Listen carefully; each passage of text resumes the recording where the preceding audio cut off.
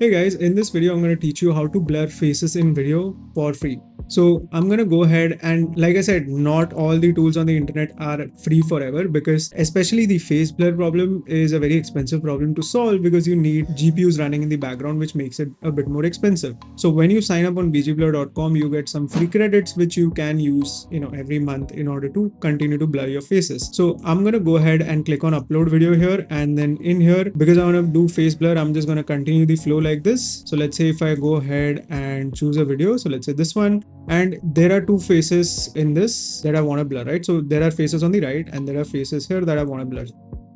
So this is the video. What I'm going to do is I'm going to click on blur faces option here. Then I get two options. If you want to pixelate the video or if you want to apply a blur, you can choose whatever you want to do here.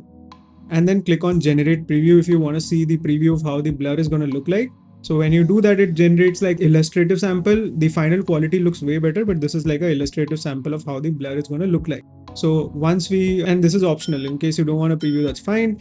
You also have an option to add protected faces. So if there are certain faces that you don't want to blur, you can add those faces right here. So for me, I'm good with this. So I'm going to go ahead and click on process video here, and this will start processing the video for you. Now I have already processed this video some time back, so maybe 2 minutes back, and I'm just going to click on download button here, or rather click on view button here, which will take me to the final output of how this video might look like. So this is the video that you get after the video is done processing. You have the option to upscale this and do anything else if you want, but you can see it has applied the blur to the faces in the video. So I'm going to go ahead and play this. If you look at the accuracy here, it blurs every single face it discovers in the video, and it obviously depends on the quality of the video that you send across. So make sure that you're using good quality videos in order to make sure 1080p is, to be very honest, good to go.